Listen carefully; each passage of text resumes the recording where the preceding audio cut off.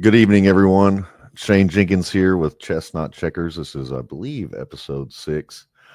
It's been a busy last couple weeks in my life, so got to go to the White House. I'll show you some highlight reel videos of some stuff. I got to tour college with my daughter, and she graduated last week, so that was a really big highlight for me and something to celebrate as a father, and to just be free to be able to do that. Again, thank you, President Trump, for thinking outside the box and pardoning all of the January 6th political prisoners. But we also got to tour Yellowstone Park. That was pretty special. So it's been an action-packed couple of weeks. Sorry we didn't have an episode come out last week, but there was just too much going on and I didn't have time to get one prepared. But I think we're going to make up for it this week. We have another in-studio guest, a Jan 6 member who is a very close friend of mine.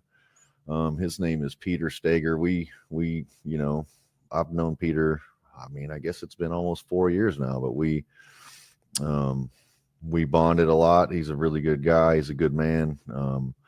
I want to share with you guys what he's been through on his journey, because it has been difficult for a lot of us, and we're all trying to put our lives back together. I'm 47 years old, trying to put my life back together again. And so many of the men and women of January 6th are struggling to do that. And so we're going to kind of dive into that here in just a second. But I'm going to let my producer, Maurice, play this highlight reel of my last couple of weeks.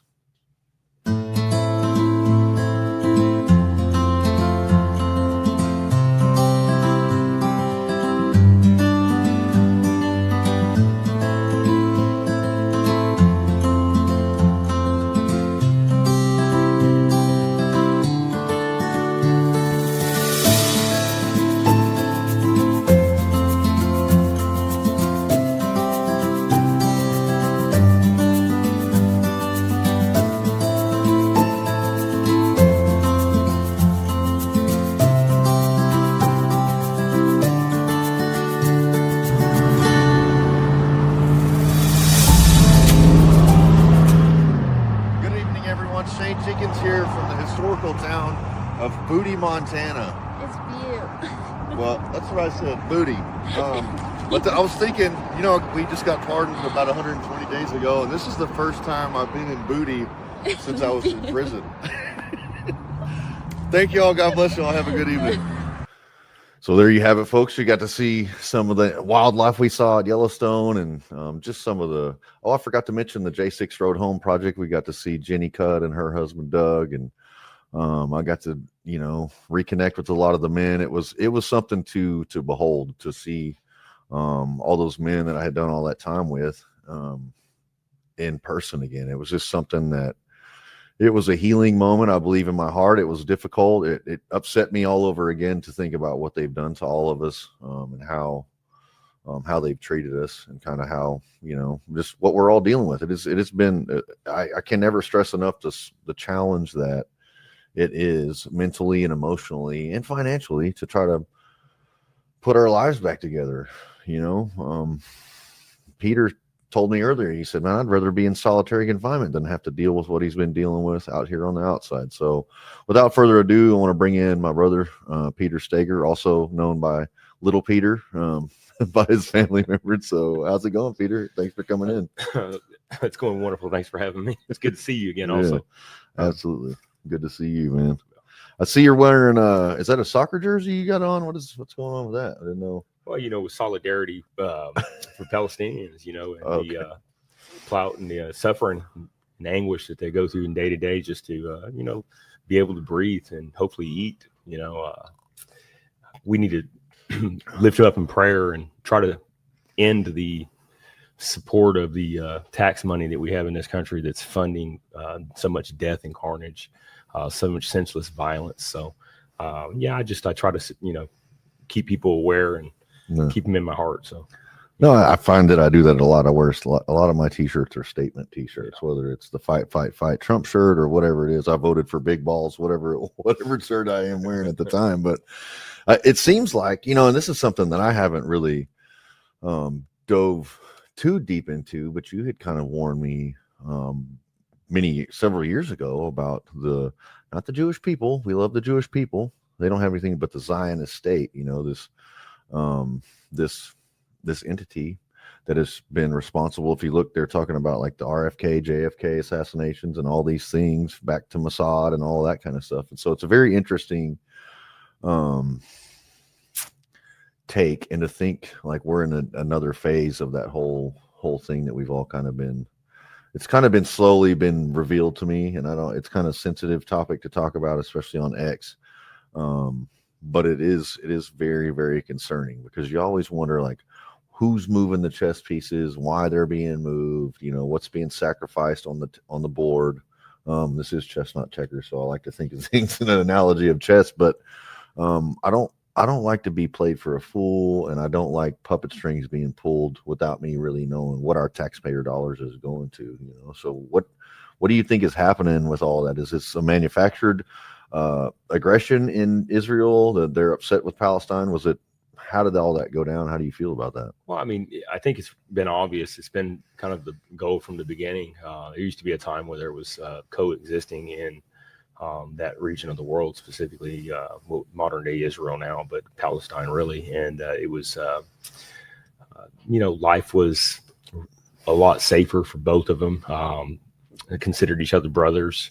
There's always a fringe element that there's violence and stuff, but nothing to the carnage that's being basically handed down to the Palestinian peoples for the act of a group of terrorists and just absolutely deplorable, despisable, evil creatures that hide, under the banners of Hamas and stuff like that. So do you hold Hamas accountable for the things that happened? I guess it was October 7th.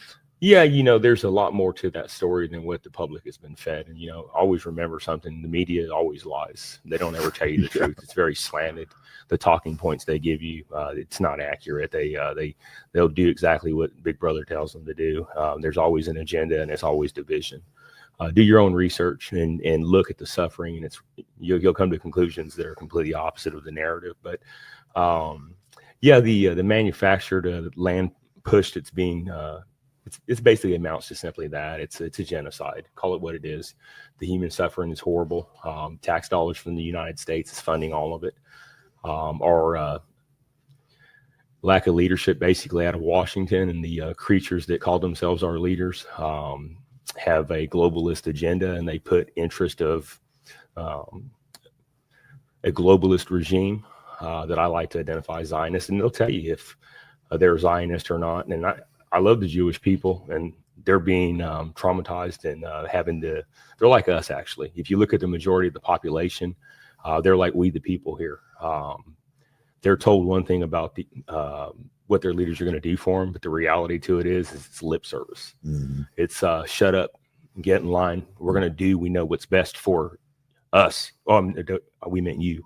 We know what's best for you. Right. And they do whatever they want at your expense, but mainly the U.S. taxpayers' expense. And then Washington, of course, again, the Democrats, the Republicans, and they're both guilty of it. Oh, yeah, for sure. They lie to our faces, and they do whatever they want, and we get to foot the bill for it. Yeah. And nothing ever meaningful happens, but they don't have a problem with carnage, death, destruction, and collateral damage, as they call it. It's senseless. You bring to mind Lindsey Graham over there cheerleading for more money to Ukraine, and I'm just like, what is, like, I know you're like a military industrial complex stooge, but like, what are you trying to drag us into World War III? Like, what is going on? Like, it's almost, for me, I look at his career, and I remember anytime John McCain, when he was alive, he bomb Iran, this and that. There's never enough carnage for these guys. It's almost like that they're getting paid off of the amount of death that the world basically suffers under. Well, it's under the expenditure of munitions. They're getting kickbacks from their lobbyists, from the from all the Raytheon and whoever it is, Northrop Grumman or Sikorsky or General Dynamics or whoever it is. They're getting paid for every missile, every bullet, every helicopter, every tank they sell, and so they're getting kickbacks off of that. So it motivates them to sell war, which is going to always ends up dragging the American, blood and treasure onto the battlefield and costing us, generations of people with PTSD and IED explosions and whatever it is, wounded, physically and emotionally, mentally wounded people that we have to take care of, and it should be avoided. Let's get to let's kind of get to January 6th. So I think that's kind of been my purpose for this show, is just to kind of get the story of, like, because a lot of people don't know all of us, and it's just kind of an opportunity, I think, for somebody who was in there with you, who did time with you in there, who broke bread with you, Bible study, whatever it was, basketball, whatever we were doing in there at the time. We were in there together. So if you want to just kind of give me, like, because you were like, I kind of got politically active when COVID hit, but kind of tell us, like, have you always, I guess you used to be a Bernie bro, and then you told me some interesting stuff about the Pentagon from 9/11 and all that. We always were kind of down that little, what people would call the conspiracy rabbit hole. But I mean, most of the things that we've looked at have come to be true. Yeah, there was always a lot of independent journalists. I never really liked mainstream media, and there's just so many of them. And at the information age, where the internet really was booming and stuff, you just had a free flow of information, and it just couldn't be capped or bottled. And you just take in as much of it as possible, and then you look at the reputation that these individuals have, and a lot of the names aren't recognized or known. But you take all that information, and then when you see enough of them and you know that these people are credible, they're not just pulling it out of their hat. They're not just pulling it out of thin air and making it up. They have the receipts, and that's what they were showing us. And the stories that I was piecing together off of all that information was way different than what the legacy mainstream propaganda. For instance, what stories are you talking about specifically? I would the Branch Davidians. That whole incident, like Waco, Waco and Ruby Ridge, the Oklahoma City bombing, the fall of the towers, the attack on the Pentagon, us funding, terrorist operations overseas, the Mujahideen that, spun off and caused, groups like the Muslim Brotherhood and later on Al Qaeda, Al Shabaab, ISIL, ISIS. I mean, whatever group you want to call it now, you could even see clips where even Hillary Clinton acknowledges that this is the case. And it's not just her. John McCain would acknowledge it. A lot of these, it didn't matter what party was. Well, so you've seen behind the curtain really for years that they've been lying to us and feeding us a sack of crap, which is about 2001. Well, as a media consumer, it's very difficult to filter through, even not so much today, because I will listen and pay attention, right? Like I try to, okay, who is it that's saying it first and foremost? Is this CNN, or is this MSNBC, or is this like Real America's Voice, or who is this saying it? Do they have an agenda? And then just kind of analyze, take a broad overview of whatever the specific situation is. It's difficult to, because I think a lot of people don't have the time to sit down and digest a lot of media. So it's a challenge, because they want to see the 15-second clip, the reel, or the whatever it is, the little 15-second ad on Instagram or Facebook or whatever it is, and then they're on down the road, and all they heard was something taken completely out of context, whatever it was, Russia, or the border, or whatever it is, and then that's just what they run with. And some people are willingly blind, I believe, but I think other people, I think that's been one of the greatest things to come out of this Biden presidency, was that people are like pulling their heads out of their butts and trying to find a reliable media source if they want that. Yeah. You know what I mean? It's really because it affected them. So we finally quit being self-centered. And because it affected us specifically, we started to pay attention and then realize, oh God, look at the suffering around me. Yeah. And people got angry. And it's specifically when they started targeting like our children. But the way that I discern it was real simple. Okay, so when you look at the mainstream media and you listen to these people tell you things, look at the way that they give you an opinion. They don't give you facts, and they don't give you the data or information. Just their opinion. It's an opinion. Right. That's not journalism. Right. No. So when you look at these independent journalists that you find all over online, they run podcasts, there's so many of them now. A lot of them are not even really known, but the way that they write and they speak is not opinion. It's data. And it's for you to come up with whatever conclusion you want with it, and nothing more. It's journalism at its finest, what it's supposed to be. Right. And that's why they aren't invited. Lay it out for you. Here it is. Love it or hate it. This is the facts. My opinion has nothing to do with this. Your political views have nothing to do with it. I don't care what you do with this information, all I'm doing is conveying it, and you do with it what you want, but this is what it is. And that right there, you can work with that. You take enough of that, and then you look at the sourcing. Like, they always tell you what their sourcing is. They give you the receipts. The footnotes. There's the footnotes, which politicians, what agency they got it from, this and that. You can actually go and then you can check. You can find the financing, the funding, follow the money. You don't get any of that with the legacy mainstream propagandist news sources anymore on television or on the radio. Well, probably not since Operation Mockingbird. Well, it's been a long time, but the sad part again is they've done it so slowly, and it's just become so normalized. And then if you don't give it to us very quickly, because the way that we've been trained to have such a short attention span, that's been a real big problem. But that's kind of how I discern it too. And it really is nothing that the media says to you is truthful, except for maybe the name of the individuals, the place it happens, and that your tax dollars paid for it. That may be the only truth that they ever are accurate consistently with. Everything else is absolute garbage. It's opinion, and they're just mouthpieces that usually worked for either side of the party.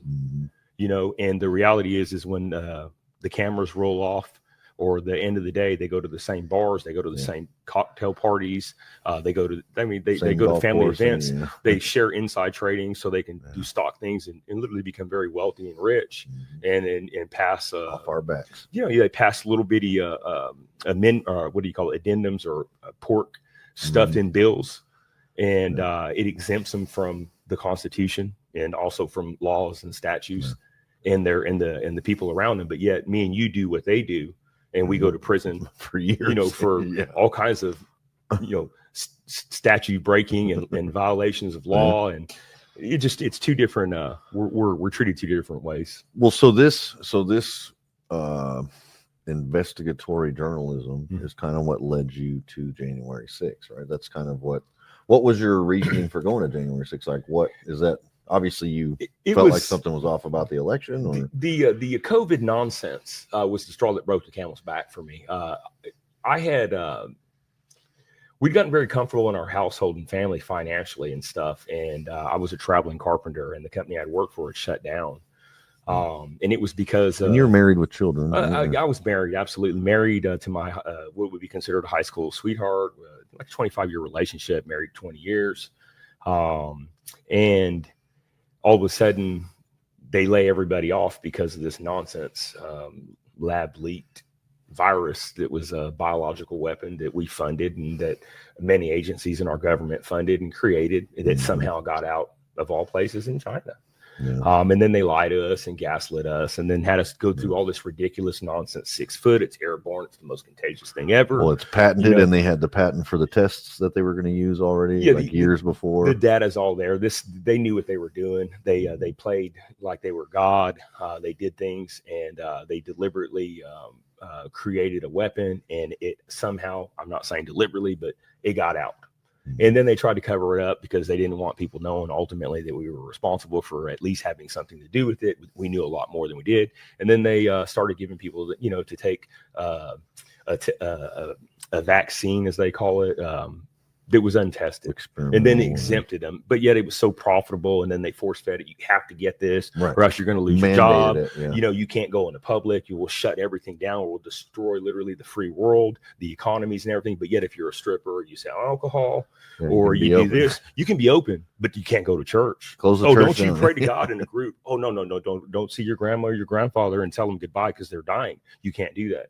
But let me take all these old people with the most vulnerable immune systems and lock them in an area and just many of them die, and without ever having compassion and love or anyone around them. It was sad. Governor Cuomo to believe, and it wasn't just him. He was a major offender because it's the biggest city, but I couldn't believe that the American spirit allowed that to happen. I was utterly shocked. You can't go into a store without a mask. I mean, it was so beyond anything that I could comprehend, because it defied basic science that you learn when you're in junior high school and high school. And if you questioned it, you were blacklisted, you were alienated, and they went after you. And that's another thing too. When they all of a sudden you see left and right and all media organizations start agreeing something's not right. They don't agree about anything, but all of a sudden you have to do this. Right. So it's like, yeah, something's not right about this. Yeah. And why can't I question it? Can you question science? But when you have internationally recognized and then literally the top of the food chain doctors and stuff that are going against what this war criminal Dr. Fauci is saying, and they're like, no, the science says this. You haven't been doing science the 30, 40 years you've been in office. You've just been pushing a pen and been responsible for some real evil deeds throughout the world and covering it up, you know. But we do this every day and we disagree with that. Then they're blacklisted. Oh, no, we can't have that said on the air. And then everybody pounces on them and they strip them of their licensing. It got so over the top that you couldn't question science, that I was like, something's not right. So long story short is that was it for me. And then the censorship, that was a cherry.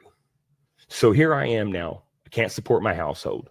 I'm a master trim carpenter. I travel to the United States. I have no work. There's no sign of when this nightmare that the free world is living is going to end.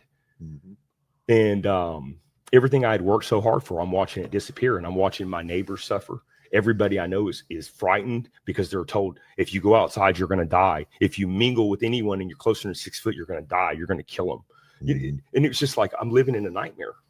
And then ultimately, I got lucky enough that I had a CDL when I used to work in a oil field.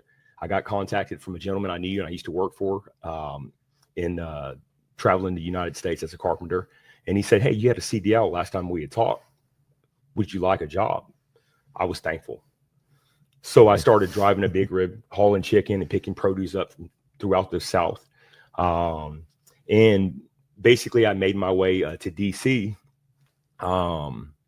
I wasn't a real big supporter of Donald Trump. I consider myself an independent, a libertarian, Green Party. I actually voted for Jill Stein, a Jewish woman, you know, in Free Palestine. But again, I like people who I think are authentic, who I believe are truthful, are going to do what they say they're going to do. And it doesn't mean you're a Democrat or Republican, because they never do anything, it seems, but lie and use us and then blacklist everyone else to even having a shot at a debate or anything. But long story short, I did back Bernie Sanders in that little deal because at least the socialist Bernie Sanders told the truth to what he was. I went to a Trump rally early on as a Bernie Sanders supporter, wouldn't vote for the man. But again, he was truthful. He's Democrat not voting for him, Republican not voting for him. But when I went, I found out very quickly that these people who were backing this man, Donald Trump, were the opposite of what they were being portrayed as. And they were very kind and they debated, and it was literally like a family reunion. And it literally shocked me because it wasn't what I expected. I expected that they were going to be racist, they were going to be bigoted, they were going to be just hostile. Not at all. The only hostile individuals that I saw, unfortunately, were the activists from the Democratic side of the aisle who were across the street throwing things, hurling insults, and chanting like absolute insane individuals that were mentally deranged. Absolutely. It was really frightening and it's shocking, but very telling. And again, I'm very neutral. I call balls and strikes. If I don't like something, I pretty much voice it, whether you like it or not. I'm sorry, it's who I am. And I'm not right all the time. I'm wrong a lot, but I pivot when I get more data. I'm not always going to stay wrong. I want to be factual, and I want to be as truthful as I can. It's the only way we can be move forward in a positive manner for the benefit of the many, you know? So I was shocked, embraced. I listened to him. And then I was just like, you know, this guy, I remember him being a Democrat and being embraced by the black population for his philanthropy and his giving and his caring for individuals who couldn't get loans from banks, that he would help assist in doing it because they were minorities. Jesse Jackson loved him. The Clintons loved him. Everybody who was known in the what we would call civil rights way of doing things and seeing things and was known and recognized pretty much liked this man. And yet, all of a sudden, he was this racist, the most evilest creature. He's Adolf Hitler. He's this, he's that, because he ran on the Republican ticket and slaughtered these do-nothing, absolutely horrific neocons, just slays them, and he's a Democrat. And I was like, I like this guy. And then I'm listening to the legacy media tell all these lies about, oh, he did this, he killed the last unicorn. It was him. Yeah, he's really Jeffrey Dahmer. Yeah, that's the guy right there. He's really Osama bin Laden. It was Donald the whole time. And they want you to believe this garbage. Some people do believe it, though. That's the scary part. But it was completely lies. And I'm like, hold on real quick. Retards. This guy literally is a flawed human being like we all are. Yeah. There's so much truth out there that you could go after this man that you guys just are making up the most nonsense, the unicorn killer again, most nonsensical stories that you can, instead of going after him with something that might be legitimate, that you could actually probably, again, he's giving you stuff, but you're making nonsense up and slandering him. And I couldn't go with it. So I would correct people and I'd be like, that's not accurate. And they'd look at me like, you're crazy. And I'm like, listen, I'm a Bernie Sanders supporter. What are you talking about? And they would, oh, you're not, you're a plant. It's like, no, I'm a normal person. I promise. Right.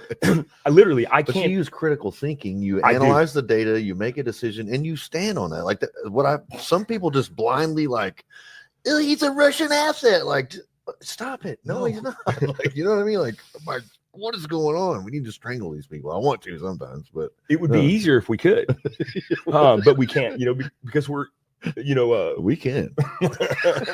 We might get in trouble for it. We're civilized, and we know ultimately the only people Allegedly. that have the monopoly on violence is Washington. Yeah, that's right. Outside of that, we no, we do whatever we want to you guys. You take it and shut up. But I digress. So I tell people like that. I literally campaigned for George Bush Jr. Yeah. I campaigned for this man twice.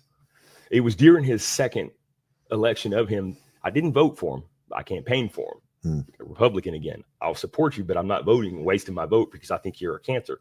And evil's evil. The left's evil, the right's evil. And that was the way I saw it. Democrat, Republican, both evil. And which one's less poison? They're both poison. Either way, we're both dying, whether it's slow or fast. I'm like, I'm good. Green, libertarian, independent. But I think I'm pretty middle of the road. I try to stay as centered as I can. And when I get enough information, and I'll pivot because I don't want to be wrong. Well, so how did you, so you were converted, you supported Trump, the man, not necessarily the Republican Party, but so what led you to January 6th? Did you see, what led you there? Was there problems with the election? Did you? Well, and then we'll lead to the election stuff. So now we had the COVID nonsense, the absolute destruction of the economy and literally everybody's day-to-day lives. And then the censorship. And then we're to believe that there's no election issues. Well, my whole life, the left, the Democrats, and the Republicans always talked about there's problems in the election. They even called it out. What's crazy is what the right and what the Republican side of the aisle and people were saying was just borrowed from what literally the Democrats had been pointing out. Hillary Clinton pointed it out. Nancy Pelosi pointed it out. We all of a sudden forget all that, where there was all these voter integrity issues, and or to believe there was never any issues. You're an election denier, sounds like, Peter. And the reality to it is to say there isn't any issues in the election process is wrong. Look at Judicial Watch and what they were achieving. It founded in like 99. Freedom of information's clear and voter registration rules. We know there's issues, but now all of a sudden we're supposed to act and say the most secure election ever. It just, hold on real quick. I wasn't born yesterday, but I don't care how much you gaslight me. Yeah. The data's there. Right. Now, whether it was enough to swing the election, I don't know. But to say that it's not, and then ultimately the lawfare. Yeah. Well, but you had these the 5 swing states that were won by, I want to say, between like 8,000 and 12,000 votes. There was very small margins in like 5 states at least. I think that may be correct or incorrect, but something like that. So very minute amount when you're tallying millions of votes. 10,000 votes is not very many. That's a minute amount that could swing an election. Some were won either by way. hundreds. Yeah. A few races were only won by 100 votes or something Yeah. like that. So yeah. But again, we know because the history of both parties pointing out that these voter rolls were messed up. And then all of a sudden we have the issues with the mail-in ballots. And then the courts dragging their feet on basically handling them in a speedy manner that caused more. And then you have the racial tensions of Black Lives Matter, Antifa. Some people say the Proud Boy, it doesn't matter what side of the aisle. You always have a villain or they always give you someone to choose against to divide us. So pick your poison, pick your team, we seem to like to box people into this, but there was all kinds of issues. Mhm. I go to January 6th because ultimately the load that I carried from Georgia into Delaware, I drop it off and my dispatch is like, we don't have anything for you. Mm. I'm on the East Coast. Find me something. I'm going to go to bed. We'll call us when you wake up. We'll have something. I call them, nothing. I say, okay, you can't find me anything. You can go home basically dry. You can lose money. You can cost the owner of the truck gas money. You're not going to get paid anything. No, find me a load. I want to make money. I want to make him money. I'm just going to take it off. I'm going to go listen to the president leave. This was a very interesting election. There's all kinds of answers. It's going to be historical. He's on his way out. He's very polarizing. I'm just going to go hear what he has to say. Yeah. I don't have anything else to do.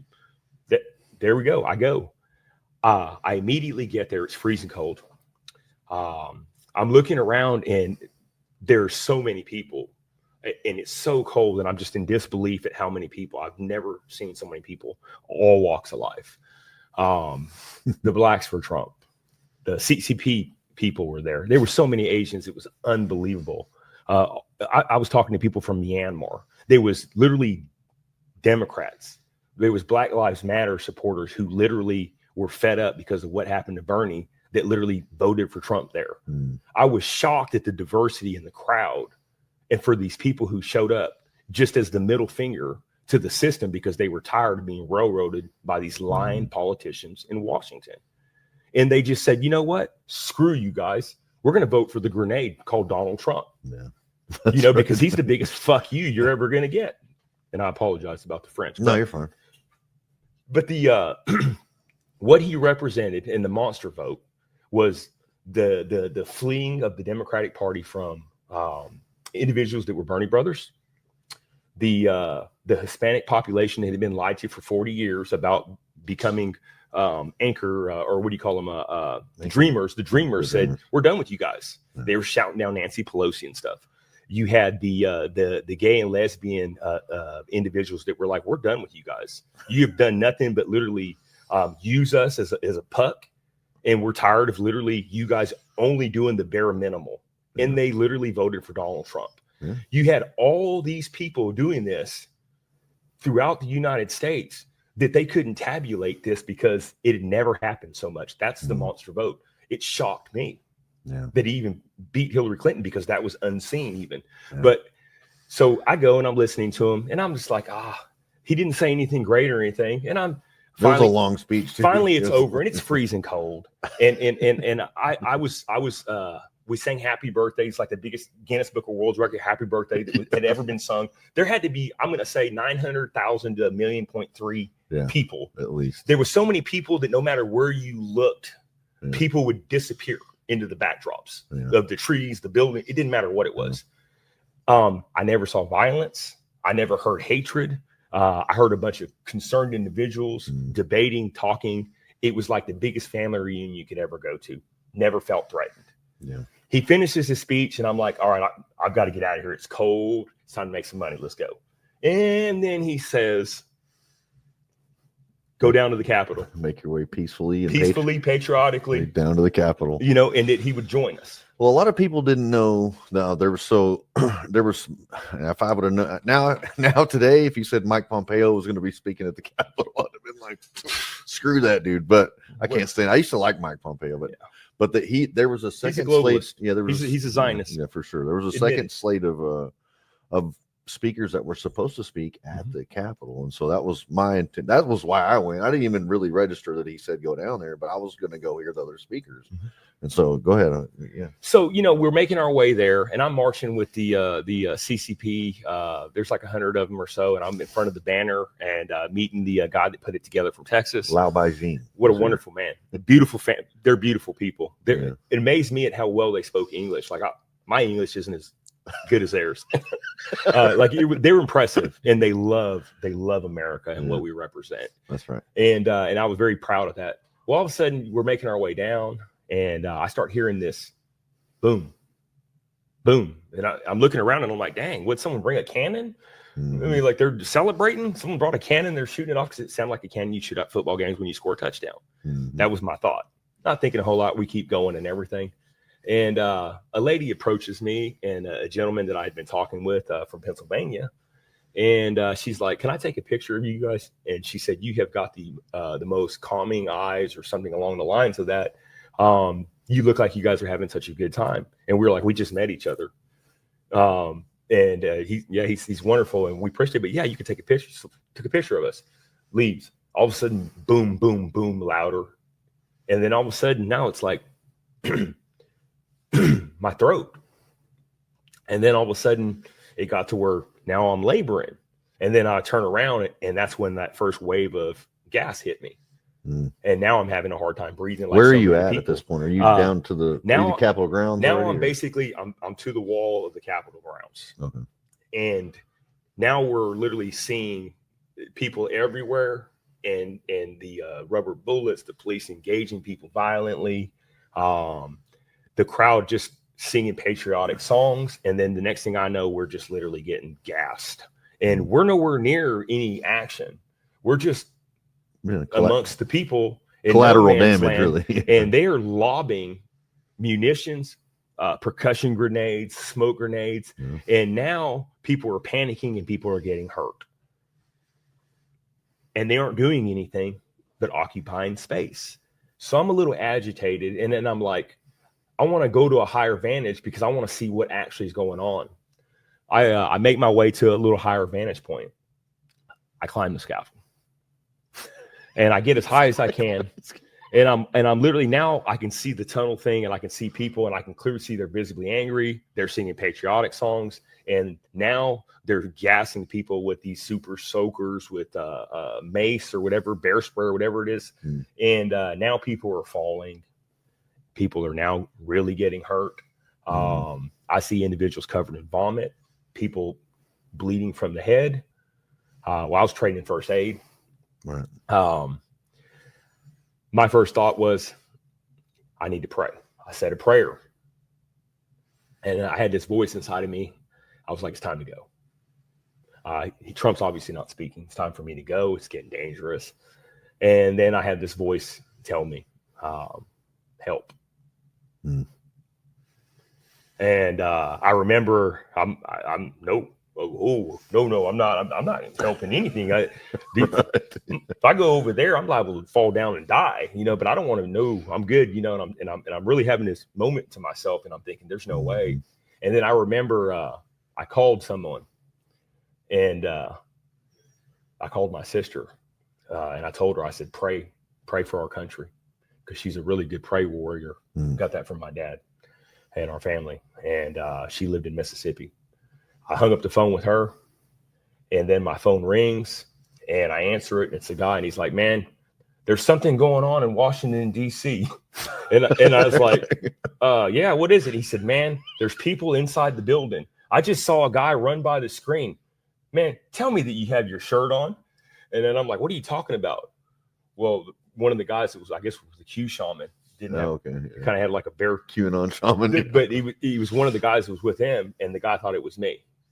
And I said, well, I am in Washington, actually, man. This is crazy. It's getting out of hand. It's crazy. And he's like, well, be careful. And I said, but no, I'm not. There's no way I'm going into that death trap. Yeah. Hang up the phone with him, and then I start making my way down there, and I start handing waters out. And I there was a point where I looked to the left, and I could have exited. And I thought, if I leave, I'll never forgive myself, and I'm gonna have to stand before God. I'll answer for why didn't you help people who needed you? You're trained.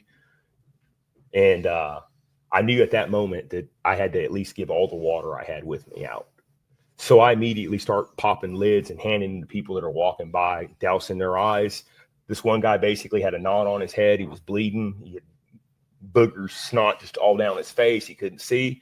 I poured the water on it. A lady comes up to me, and I usher him away. I told her, I said, he needs to go to the ambulance. He's going to have stitches. His head was cracked open. I mean, he got cracked over the head with something that was very hard. I imagine at this point now, it was very likely a baton by law enforcement. I start making my way closer to the thing. I remember hearing something about they killed a kid inside. That's when things just went apoplectic. That's when the crowd just came unglued. Whoever it was that was relaying information, I think now ultimately we know that, one of the individuals was Ryan Nichols on the megaphone. When he made his thing on that megaphone, and then law enforcement basically did what they did as far as volleyed those grenades, those flashbangs or those percussion grenades in it, the crowd. Well, then they kicked done. Roseanne Boylan's body out into the crowd. That happened later. That happened afterwards. So I'm making my way. I turn around at this point, and I think I have a couple more waters left.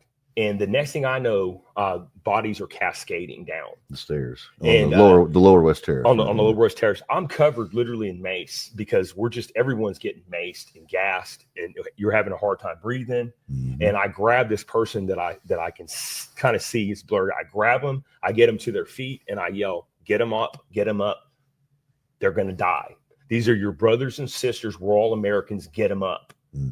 I didn't realize how at that moment that my life was going to change. All I knew is I was in a full out panic because I knew the severity of the amount of carnage and bodies of people that were getting beat over the head and thrown. And now all of a sudden, even though I'm trained in first aid, I wouldn't be able to help anyone because I'm so shocked. I'm so out of my mind because I cannot fathom for the life of me why they're attacking these people. The professionals on the ground. People that we are literally begging and pleading to help. And we were begging and we were pleading for them. Why are you doing this? Help us. We're dying. Well, and they basically bulldozed a pile of people down the stairs, and it was literally like water. They piled up, and now there's people underneath that can't breathe. And that's how Philip Anderson got knocked unconscious, and there's all kinds of stuff. So before that happened right there, I get me and the crowd help that lady up. I run basically. And I grab a pile of legs and stuff. And I get this man, and I've got my arms under each one of his shoulders, and I try to lift him up. And his legs are they're wrapped like spaghetti around each other. And there's people everywhere. And again, I'm maced and having a hard time breathing. And he's telling me, put me down. My legs, they're broke. And he's making these most awful noises because he's in such pain. And I have to set him down. And then all of a sudden, this kid pops up out of this pile of bodies that the police have literally bludgeoned and thrown. Like a minor, like an underage child. A kid that couldn't have been more than my daughter's age, maybe 13 at the time. And the kid blinks his eyes and then walks off. I'm just in shock. And then I'm like, remember, where are you at? Grab the guy again, try to pull him. And he ultimately is like, hey, and I can't get him out. And he's like, put me down, just leave me.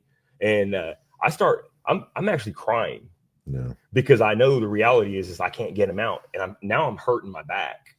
And I tell him I'm sorry, and I set him down. And about the time I set him down, I realized that I can see that there's something laying. It's a body, and it's not moving.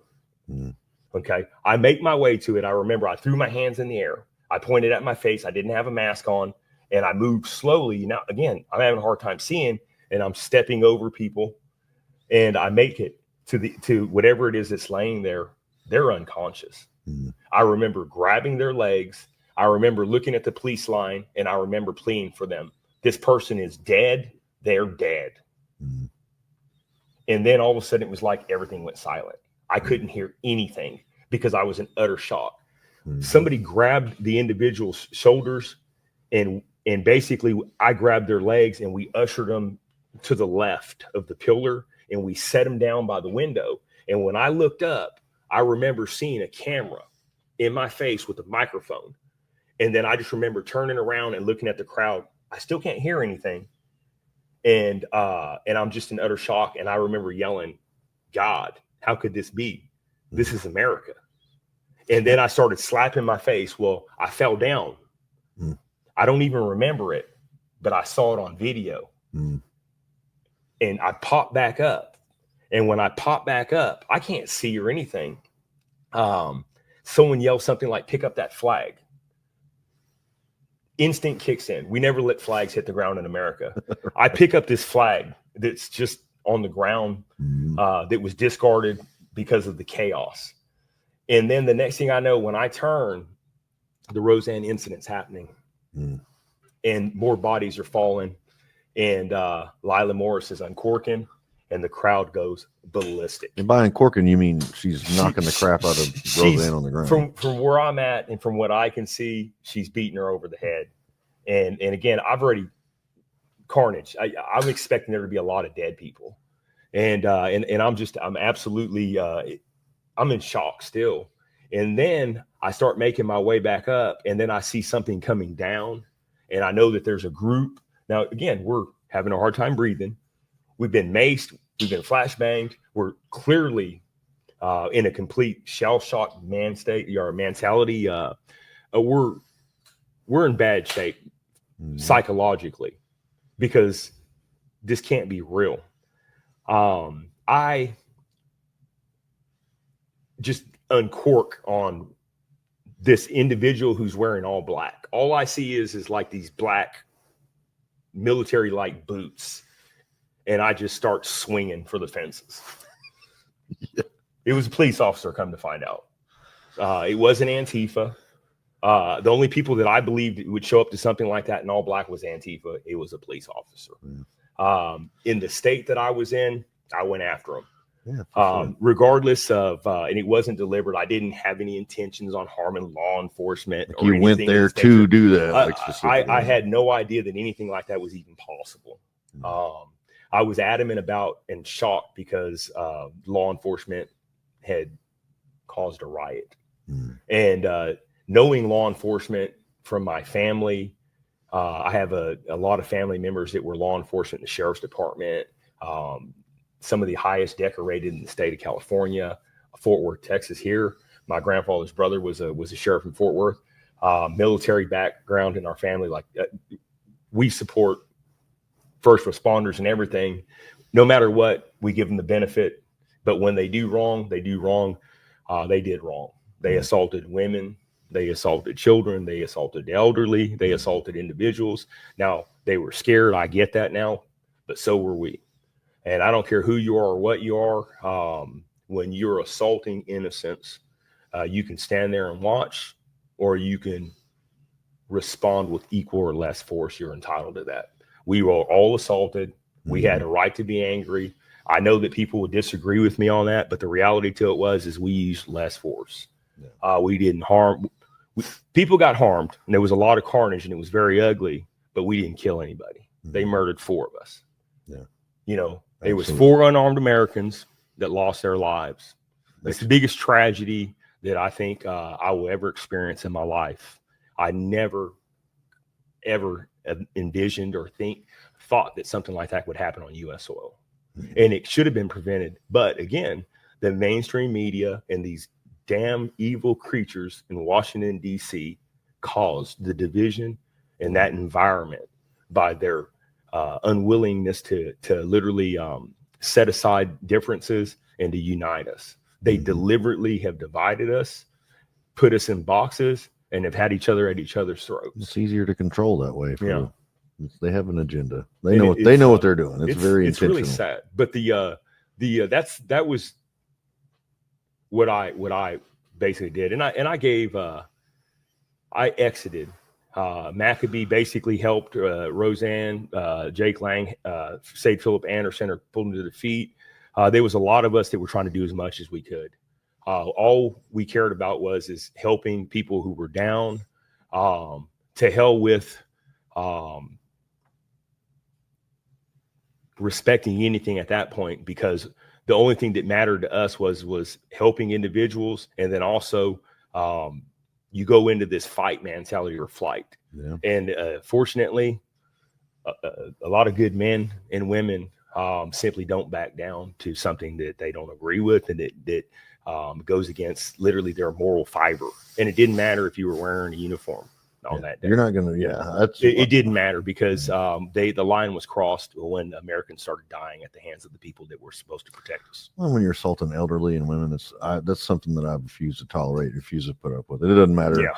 who's doing the assaulting, who, it really doesn't matter at that point. It's like, it's game on. And after I've seen other people be assaulted, somebody's been shot and killed inside the Capitol. Yeah. I feel like you're stealing an election. You staged a riot, manufactured a riot to cover up a stolen election. Like, it's not, I'm not. And both parties were complicit. That's to say, we still haven't gotten to the bottom of it. They never have to give us the evidence; they hide it, and that's what they've continued to do for almost everything, because they've been complicit in it. And they still haven't released all the footage. Everybody's mad at the Democrats, and I tell people, we know that they think different than us, and they're on the opposite spectrum. Why are we focused on clean your own house up? We know what to expect from them. That's what I always say. Yeah. We know what they're going to do. You know exactly. Discount what they're that. gonna do. What about the traitors you got in your own camp that you're sleeping next to every night, that you call your ally or That's your right.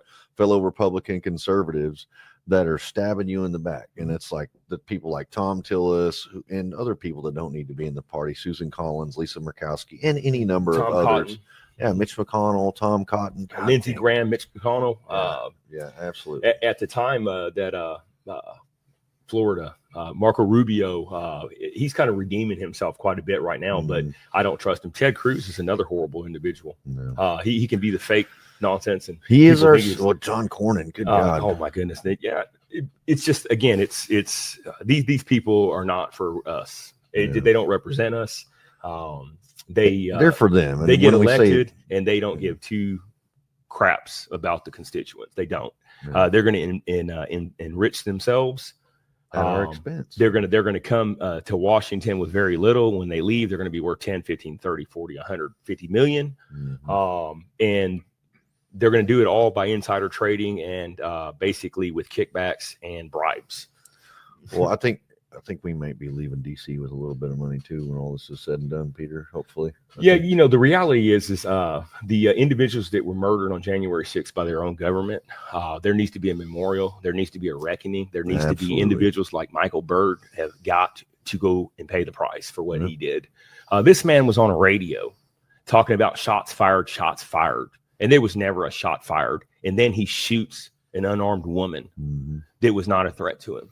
He murdered her, and he knew he was going to do it because he gave that fake call on that radio thinking that his brothers would open fire and he could get them to fire, and he wouldn't be the only one to squeeze the trigger, and it didn't work. He was the only coward that killed an unarmed woman. If you can send Derek Chauvin to prison, then you need to be able to send Michael Byrd to prison. Absolutely. That's what I think. Yeah. I mean, it's good for the goose. It's good for the gander. It is. What's interesting is, like, for me, I call for Derek Chauvin to be pardoned because the reality is again, the media lied. The mob intimidated the juries and threatened them, and then burnt literally communities to the ground, their own communities to the ground. You didn't have a hard-working Americans, their brothers, their sisters, their uncles, their grandparents, they burnt their shops to the ground. They paid the price, their own communities. That's how sick this is. And yet they were given a pass. But yet we didn't get a pass. If you were what they deemed to be on the opposite end of the spectrum, you were thrown to the wolves. And then the lawfare, they wanted to make examples of you. You had judges literally legislating from the bench and writing legislation, and then ultimately ruling. And then they want to say, we're going to give plea deals. Well, we want you to acknowledge that you aren't in duress. Well, we are in duress. You're literally holding us hostage. You've kidnapped us. Well, so before you're getting a little bit ahead, before you got arrested, you said you exited the Capitol. Then you gave an interview, and I remember this was always something you're just like, if they didn't have that interview, like it was what we're doing. You said you came in hot on the interview. Right? I came in hot, absolutely. I could not wrap my head around. I laid down basically what I had witnessed, the division that the media and the politicians had basically put out there and caused everyone to be divided. It was a powder keg. And then law enforcement literally doing what they did, Mhm. even though their superior officer said, do not engage, do not use those munitions, don't do that. They did it anyway. Not all of them, enough of them. But they did it improperly too. They were shooting rubber bullets At head people's high. heads. They Yeah. were beating people. They were using lethal force, hitting people in the shoulders and the strike it, head. yeah. They violated every single thing in the handbook to crowd control. Mhm. And then they disregarded literally the superior officers. And that you had people like Bagshaw, an absolute criminal. That's the one that hit me You in the know, head from behind. And he's been getting away with. They've got him on film doing all kinds of bad stuff. He shot and killed somebody in DC. You know, I guess and while we were in DC. right. Yeah. But even before that, this man has his entire career, like Just a like dirty Michael cop. Fanone, of being a dirty cop. Mhm. They literally are stains on the badge. They're the reason why police officers are disrespected by the public. It's Mhm. because of that type of behavior.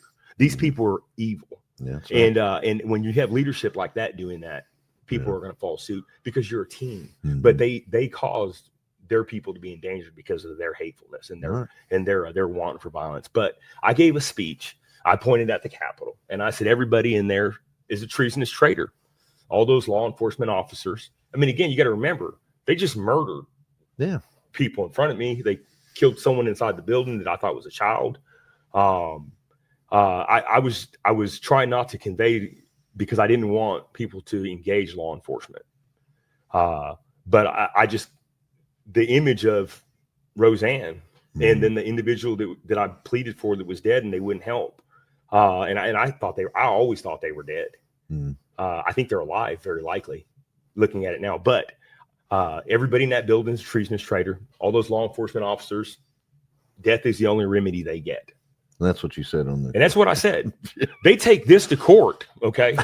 And I stand by this. Treason is treason. Let's not be kidding. Our necks were on the line. If you think I'm guilty of treason, you could have had my neck. I would gladly die for it because I believe in what we did was righteous. Mhm. Okay, we didn't ask for that. We didn't deserve it. Just like black folks and Hispanic folks don't deserve to be murdered, shot in the back 100 times by law enforcement for reaching for a wallet because they don't speak English. Yeah. You know, they are fearing for their life and you're lighting them up and you're getting a pass. That's bad policing, you know. But again, I digress. Going on the mistreatment and the overreaching of the culture that the administrators have set for law enforcement to operate under. Start charging the leadership that makes those policies, Mhm. just like you would the police officers that were on the ground, and then you'll see change. Yeah. That right there is how you change or defund the police, as the left likes to say. Mhm. We had an opportunity to unify and to really make substantial change. So going back to the saying that I said, I meant every word of it. Mhm. Okay, I don't hash that by any means, but that's not my saying. That's forefathers talking. Yeah. I was repeating. I added something to it. Yeah, but the reality to it, what they said is death is the only remedy for treason. You know, and the unfortunate thing about it is they're supposed to be held to a higher standard than us. Yeah. So they're the They were professionals on responsible. the ground. Yeah. They're and when they do bad behavior, their Mhm. penalty is supposed to be so severe that none of them would be willing to ever cross that line because they see Right. very publicly and very harshly them being dealt with Yeah. because they were public servants. to protect, You know, and serve. So as far as I'm concerned, you know, we need to get to the bottom of the treason that these people committed against not only the president, but we the people. And it's in both parties. I agree. And let the chips fall where they fall. And again, though, the reforms that need to happen, we're not getting any of that even with this, what we have right now. Now, don't get me wrong. I like what the administration is doing right now. They've only been in for 130 days. That's still not enough time, but where are the rest? When's Jim Comey going to walk out with handcuffs for the treason he committed? When is Brennan going to walk out with it? When are individuals who said that laptops were misinformation from Russia? When are people going to be held accountable for undermining the Adam elected Schiffs. president? The Adam Schiffs, the Mitt Romneys, the Lindsey Grahams. I'm not kidding. Lindsey Graham is tied to all of this nonsense. Yeah. The what do you call her that did the fake committee stuff for January 6th? Dick Cheney's daughter. Yeah. You know that Liz Cheney. Liz Cheney, that evil creature of a sorry excuse for a woman. Well, so let's kind of jump back to January. So you made it home. Did you get a load out of DC finally? No, ultimately I didn't. I was just in absolute shock. I ended that interview, and then they basically edited it, didn't say anything except for that clip.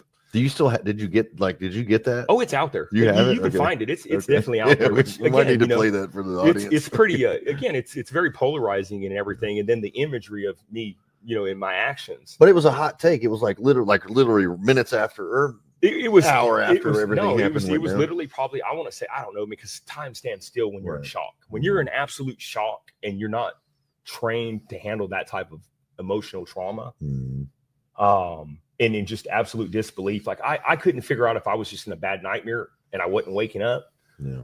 It wasn't until really the next day when I woke up and I showered and then basically activated all the chemicals, and that I was absolutely on fire, that it actually sunk in that what had happened. Holy crap. Yeah. This is not good. And the flood of emotions that hit me. So I head home. And then my thought is I've got to turn myself in. They killed a woman. I sent out a message and I said, this individual, I believe her name is Roseanne Boland, was murdered by the Capitol Police in front of, she's dead. I believe this is her from Georgia. That was literally in the first 24 hours. Wow. That was probably within 10 hours of the actual it going down. Dang. And nobody, and I was just trying to find out who the names of these people were. I was expecting it to be dozens of Americans. And ultimately it ended up being 4. No law enforcement were killed. But Benjamin Phillips, Brian Greason. Kevin Greason. Or, I'm sorry, Kevin Greason. Yeah. Ashley Babbitt and Roseanne Boland, all unarmed, went to essentially to see a president exit office and a new president to be certified and protest the and election. They did exactly what is asked of you if you disagree with something, and they didn't get to go home to their loved ones, and they again murdered at the hands of their very governments, and have they've never had to answer for any of it. And I'm glad to see that the Babbitt family did get a little relief at least, but you can never monetarily fix the loss of an individual and everything that they bring, children, the generations that come at you, and then Mickey having to live that nightmare every single day.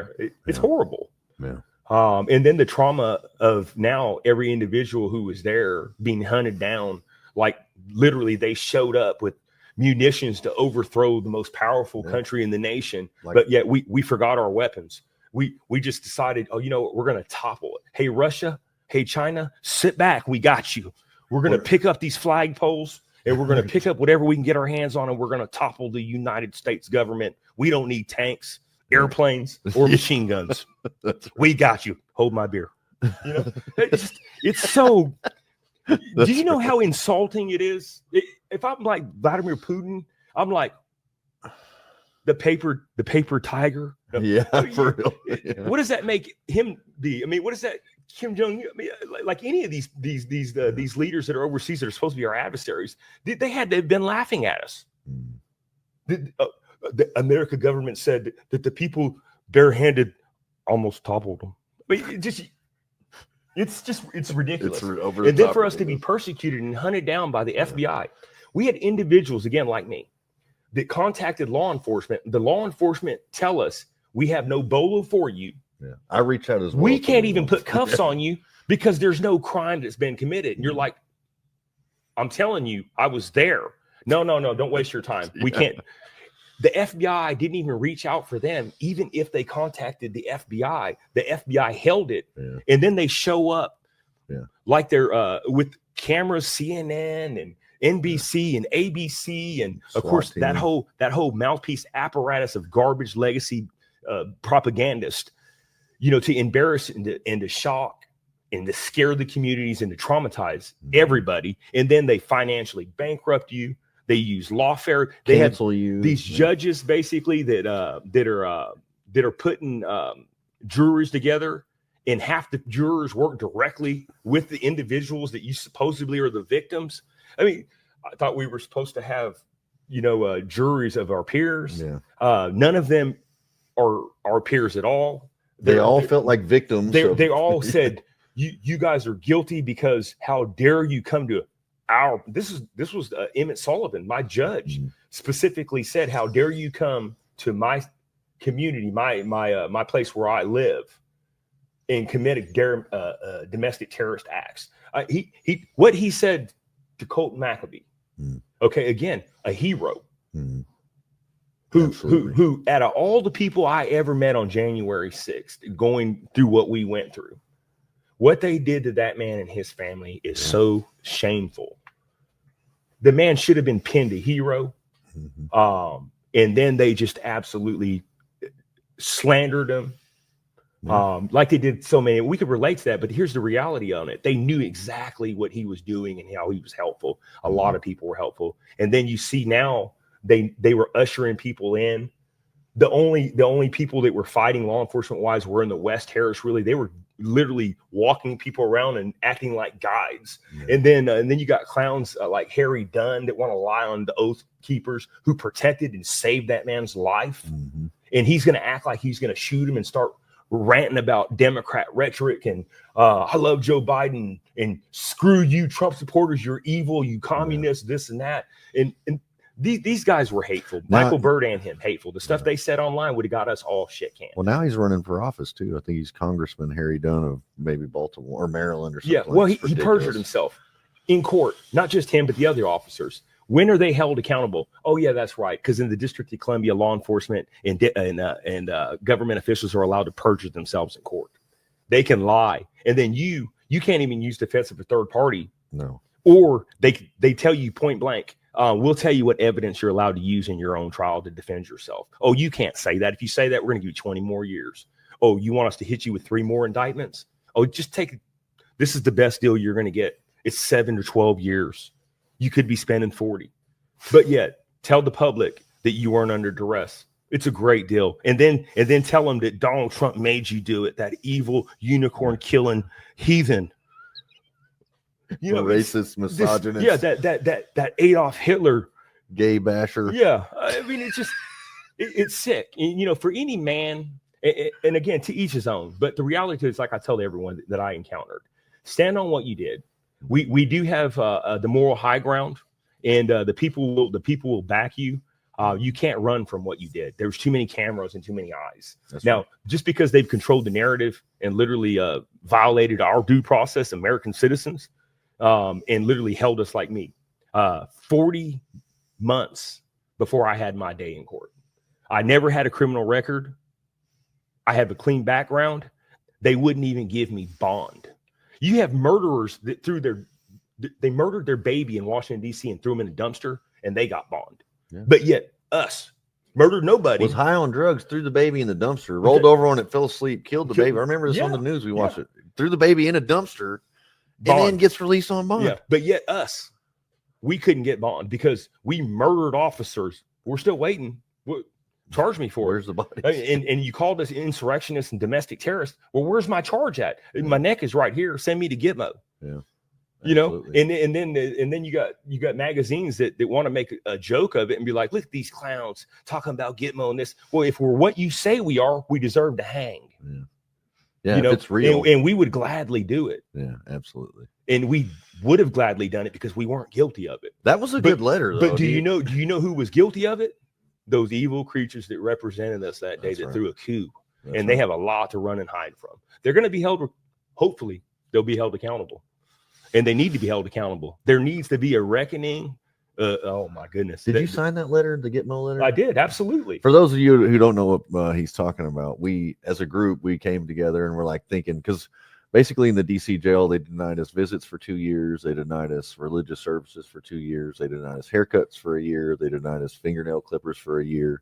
All under the guys, well, we wouldn't take the vaccine. And so even if you did take it, they were still not going to give you those things. But we said, well, even these legitimate, whoever it is, ISIS, ISIL, Al-Qaeda terrorists in Gitmo, they're getting to go outside and pray. They're getting, their special diet for their Muslim, Islamic diet, whatever it is. We know they're getting rec regularly, this, that, or the other. And we're like, well, we should just request to be taken to Gitmo because they're going to make sure that you get whatever issue you got, you're getting it. You're getting that coming to you. And we weren't getting that in DC. So we're like, why don't we just write a letter even if it is kind of over the top, requesting that we get Send to Gitmo, and it got released to Rolling Stone magazine, and they printed it. Maybe we can pull that up at some point and put that on the screen or whatever. But yeah, no, it was a we went through a lot. So you did. So how much time did you do total? Give us like, what's your take on like the DC jail and how was all that? Because the horrors of this is simply this. I was part of the CTB original crew. Again, I spent 40 months in detainment before I was actually had my day in court, which I would have pled guilty, acknowledging everything that I did, but I wouldn't lie and say I did something that they wanted me to say. Well, they wanted you to stipulate. Like they would say, you can take this plea deal, but you have to stipulate to these facts. Absolutely. They want you to sign. They want you to say number one is the unicorn killer Donald Trump made you do it. Right. And you knowingly and willfully went to Washington, D.C. to overthrow the government and to cause bodily injury to law enforcement, which is not even true. It's so much nonsense. But yet, that was the gun that was being held to our heads. And it was like, no, I'm not going to, you want me to perjure myself so I can go home. There you go. He pulled up the letter right there. And it's like, no, I'm not going to perjure myself to get a lighter sentence. And I'm not going to literally tell lies on individuals so I can go home early, even though I don't know anything. Yeah. But that's what they wanted. Yeah. And to each his own. We all they wanted to turn us. They wanted to turn us against each other. Then you would get a plea offer for whatever. Say it was 7 to 12 years, and then if they say if you don't take it, we're going to give you 20 years, and then your wife gets wind of it, and she's like, "You're talking about going to trial, and they're going to give you 7 to 12. That's way better than 20." Right. So they would manipulate your family against you to where you had to take the plea offer. Well, yeah, and then they bankrupt you financially. They slander you online through NGOs and these supposed independent journalists that just lie. I mean, they alter videos. They take them to court, getting grand jury things. They take everything out of context. They never interview. I never had an interview. I've never to this day gave an interview to law enforcement about January 6th. Okay. It's the most wildest thing ever. I can't. How do you spend 40 months being detained? Okay. You're stripped of your due process. Okay. You're stripped of your civil rights. Did they ever ask you to do an interview or no? No. And your human dignities. So there was human rights violations. Yeah. And I don't care what institution you're at in this country. Every single institution is guilty of this. This wasn't exclusive to us Jan Sixers. This is going on to your loved ones right now that are sitting behind bars. Yeah. And if you really cared about anybody, you would go to the damn jails and you would raise hell. You would show up like Mickey and them did on the corners, and you would fight and you would bring attention and pressure to these evil creatures. And it's sad because the reality is guards are kind of the middle guys. They use the uniform and the shield as the middle guy. They're the ones that catch all the hell.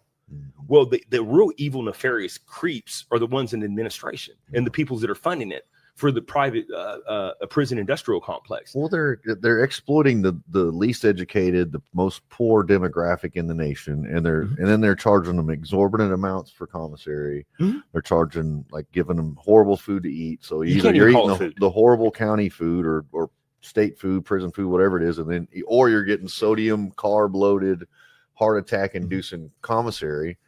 And then they're charging you extra for it. Then now you got to pay for, if you want to get any good action going on in the courtroom, you've got to hire a private attorney. Yeah.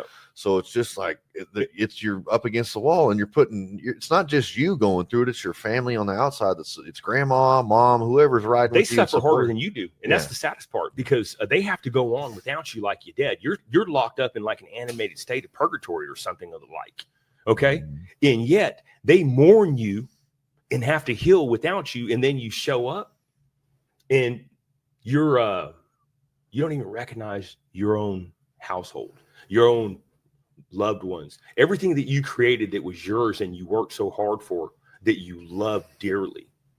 And I told it like this. I go home to my children and to the things that kept me from losing my humanity and keeping me happy with the memories that I created with our children and my wife at the time. And it kept me sane because I knew I was loved and knew what we did in the community and throughout our lives was so positive. And then I don't recognize anyone.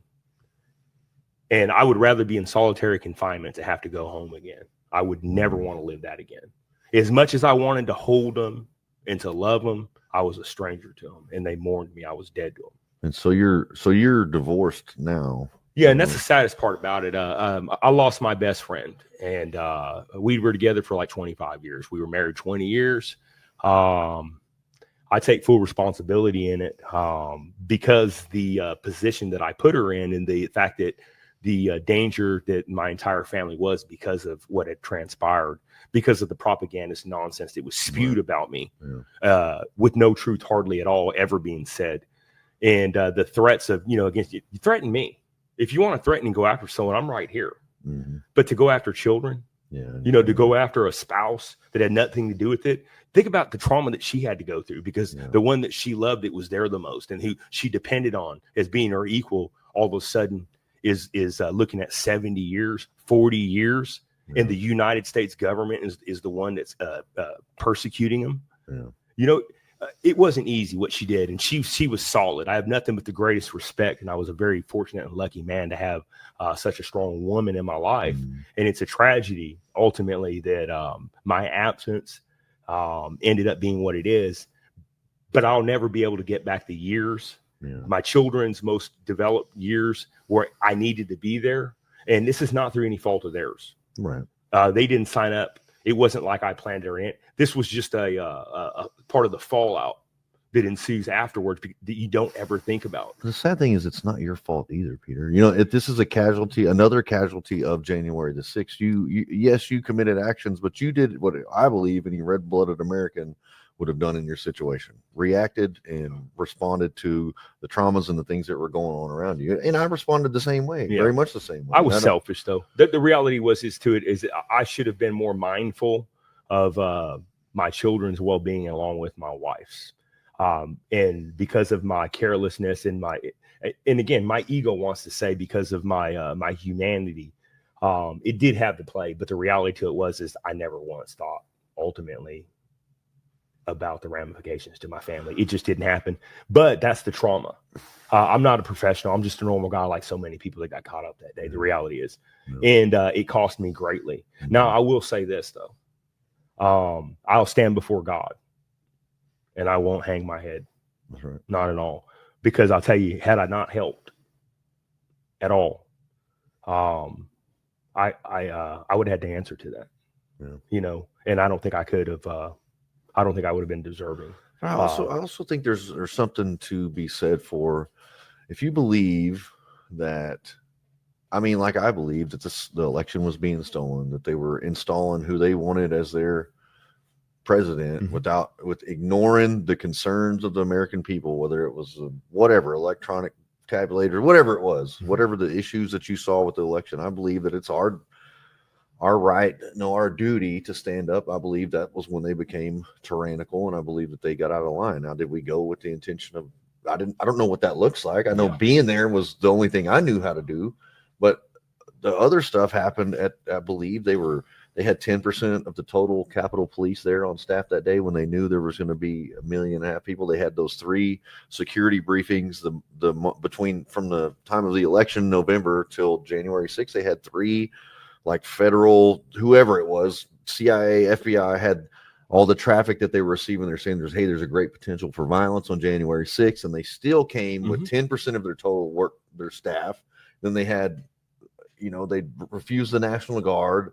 They lowered the guard of the Capitol. Then they allowed those people to move the bike racks, to move the ski fencing, to move the trespassing signs. I didn't hear anybody ever say, you need to leave. This is restricted area. Never Nothing happened. like that ever. They're launching munitions into the back of the crowd, which is pushing the back of the crowd forward. They're illegally using munitions. There's a lot of things that have led into that. And I don't, I believe, sure, be accountable for your actions. However, I believe we were put in a situation where there was really no right decision. You don't help and you don't get involved, then you have to answer for that. You do get involved, and your family and you are going to suffer as a result. So I commend you for your actions on January 6th. I don't feel like it's something that you need to regret. And I do regret that, and the sad thing is you're not the only person going through. I know Dan Caldwell's going through a divorce. I can't think of them off the top of my head. Jeff McKellop's gone through a divorce. Peter Schwartz has gone through a divorce. Many, many people have lost their significant others, homes, businesses, had their families turn their backs on them, turn against them, testify against them, whatever it is. And so This is just a part of this fight. And I think it's easy for me to say I didn't go through any of those things, but I think that it's important that, you know, we sacrifice for this country. I feel like I lived so many years taking this country for granted.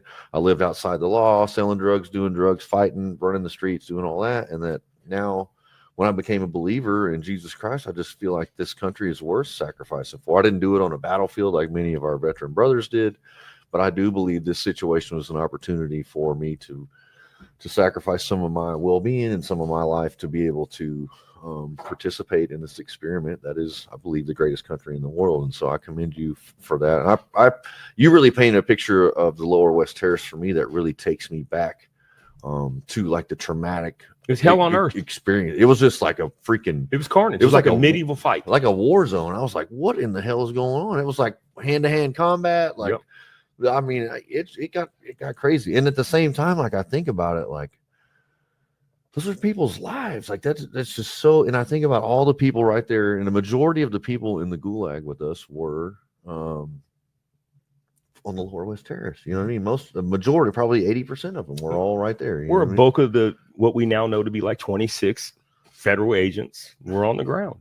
What, 6 of them were inside, 20 of them were around the West Terrace, which again, when you dig into this, ultimately, we're going to get some more information that they keep dragging their feet on. But when they took our information to grand juries, they removed images of the agents and their assets out of the evidence. They removed the audio, placed audio that they wanted to be placed in it, and presented that so we could get indicted. That's tampering with evidence. Yeah. Okay. We'll never, ever get to the bottom of fixing even that. But this is just the shenanigans. The other thing that is so shocking is the damn prosecution knew that I didn't say those things before January 6th. They played it in the court like I said that and assaulted law enforcement. They knew damn well that happened afterwards, after everybody was traumatized. This nation was traumatized. And they literally lie. They're allowed to lie in open court, and they never get penalized for it. This is shameful. That's what that was something I had never been to trial. As much trouble as I've been in my life, I've never been to trial before. And something that the government is allowed to do, the prosecution is allowed to do. They're allowed to lie in their opening statement. And they're allowed to lie, like knowingly, intentionally, willingly lie their asses off as much as they want in their opening statements and their closing statements. It is permissible under the law of the court. And I'm like, if you have a burden of proving someone's guilt, you shouldn't be able to manufacture and make up, like, you could hypothesize, I believe, but you can't factually state this is what he was doing, this is why he was doing, if you don't know that to be the case. It's the perversion that they've done to the judiciary. This is literally the lawfare stuff. And it's worse because not only that, okay, they tell you what evidence you can use to defend yourself, and then they withhold evidence also from you. You don't even get your Brady material. I found a majority of my actual, what I would call defense in other people's indictments. I never was given I was given like 6 to 9 seconds of nothing. Not even the stuff they showed in court to get me extradited from Arkansas to DC was I given in my own evidence to fight my case. Of course not. See, and I knew something. I told my legal team something's not right. There was no gaps. Where I was at, we were shoulder to shoulder. There's nobody in these pictures. Where's everybody out? It wasn't until 2 years later almost that it dawned on me. And then sure enough, we started piecing. They were literally removing their assets, editing this. They literally tampered with all of our evidence and then gave us manufactured Brady material. They'll never have to answer for that. And then there's what else did they the other thing again that they do is they never told the court that we tried to turn ourselves in because, well, it doesn't matter. Even if they would have told the courts, the judges would not have given us bond anyway. To hell with us not being career criminals or having backgrounds that showed that we were flight risk. They had our passports. They knew we weren't going anywhere. There's no way that we're exiting without them knowing as much. What they wanted was really. It was a narrative. It was I think nonsense. What they wanted the headline, right? That man in Arkansas arrested for whatever storming the Capitol January 6th. But what they really wanted was They wanted somebody who's like stand your ground law. It's like they kick in the door in with guns, and then you shoot them, and then they can say, "See, look what this MAGA extremist, this ultra MAGA violent, one-sided story because you're dead." January 6th. Yeah, then it's like, see, this is what you're dealing with. These people are violent, extremist type people, and I think that's what they were looking for. Yeah. But they also wanted that headline. So you ended up taking a plea deal, or I ended up taking a plea deal. I served, I believe, I think right at 48 months, I think, or something. Okay. Something along the lines of that. Before the pardons? I got out before the pardons because I was on house arrest. I had an ankle monitor and I had a tracking phone. I wasn't allowed to leave my house except for to go to work or doctor's appointments. I couldn't go grocery shopping. I couldn't get a haircut. So you're basically in jail. I was literally. This is why I say I would much rather have stayed in solitary confinement than literally go home and then exist like a corpse. Yeah. Well, your world is going on, and your family, you can hear them, and they leave because they have their lives, but you can't exit because you'll get an escape charge. I mean, it's just, and then the obstacles of trying to find work, because now you're guilty of being what most people would deem a seditious traitor to the country for trying to overthrow the government. You're a white supremacizer. Yeah, and then the other thing is they go on this, you're white nationalist, you're racist, and I'm like, this is going to be real interesting for my Hispanic, Japanese American children to understand that their dad is a white nationalist. Yep, bona fide, certified. You can't make this nonsense up. Oh yeah, and by the way, I'm a white nationalist. A racist Muslim. Oh, forget to tell you that part, don't we? Yeah, that's him. So but these people are just, you can't. It's pure lies. That's all. That the only thing they can do consistently is disinformation, misinformation, and gaslight you. Did you watch the election night? Or I did. How was it? What was that? You were at home, I guess. Were you at home for that? I was actually, and I love geopolitics, so I track that stuff in elections just in general, because to me, I don't know, there's something just in the air that's special, and I knew ultimately, in my heart of hearts, there was no way he could lose, but after witnessing the lawfare and then the dragging of their feet and the perversion of law, that the legislating of laws by the judges of the last time from the bench, anything was possible. Yeah. I mean, I really didn't expect, in a way. I knew there was going to be a lot of problems after, no matter what, however it shook out, because at this point there's no election that's going to move forward where anyone's going to have faith in it. Right. I don't care if you're a Democrat or Republican, it doesn't matter how legit the election is, because of the behavior and the unwillingness to truly hold on. Let's give these people the proof. Let's make sure that we're doing things completely right, just so we don't have the division. Just a week would have been great.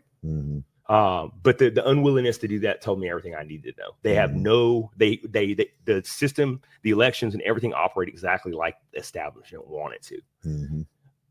It isn't broke, folks. It operates just like they designed it. Just like they want it. Do not be fooled. You can't be that stupid, incompetent that it's continuously this. And there comes a point where you're like, no, this is exactly the way it was designed. Yeah. And that's where we're at. So did you stayed up that night and watched the election? I did. Did you celebrate it all, or was it an emotional thing? It was emotional because I in my heart believed ultimately that they would assassinate him. Yeah.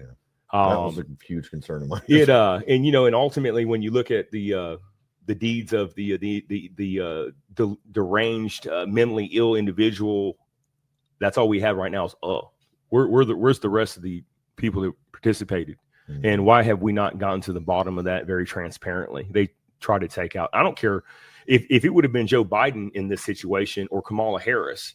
The fact that they try to take out our president is a problem. Yeah. And I don't care what side of the aisle you walk on, that's unacceptable. They say we need to have transparency. If they said it leads back to Ukraine, I don't know if you... All this stuff leads back to ultimately the globalist. JFK didn't just die by some whack job named Lee Harvey Oswald. He was the patsy. Everybody knows that.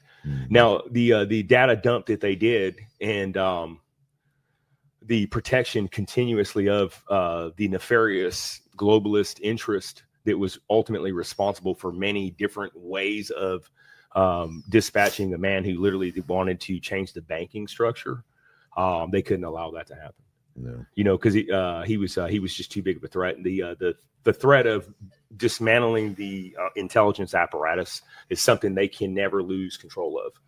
And that's what he's dealing with. That's what any president's really dealing with. The only difference is every president in my lifetime, and I'm 45 years old, except for the one that sits there today, was part of the machine.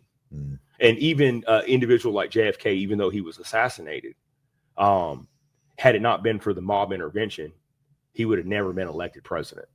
He owed them, and he did not do what they wanted him to do. And then he threatened to dismantle the apparatus, and that's unacceptable. Or print a financial system without paying interest, usury, slavery. You know, at the heart of basically all the perversion, unfortunately, that enslaves mankind. And then it allows genocides to go on and not be called genocide, or just call it collateral damage and more profits for the military industrial complex. If you guys haven't noticed, Peter goes down, not the rabbit hole, he goes down the truth trail really fast. There's no, we don't need to mince words. No, the data's there. There's no sugarcoating it, people. No. The system is perverted. These people are evil.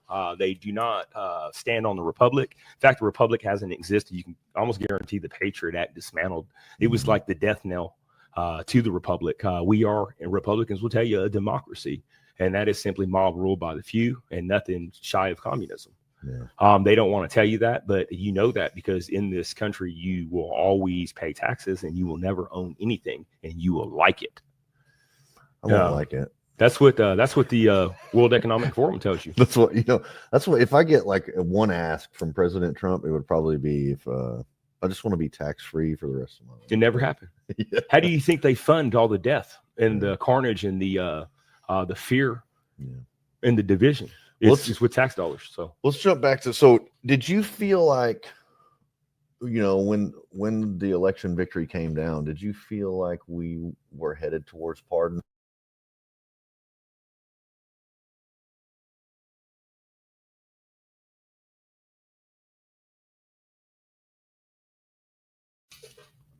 What I was wondering was after you saw the election victory for Donald Trump, did you feel like the pardons were inbound, or did you? I know there was a lot of rhetoric by the Rhino media, like saying, "Well, we're going to pardon the non-violent ones versus the violent ones," and this, that, and the other. What was your thinking on all that? So I came to the realization a long time ago, and I want to say probably a couple weeks before I exited the DC pod to actually go to start serving my federal sentence.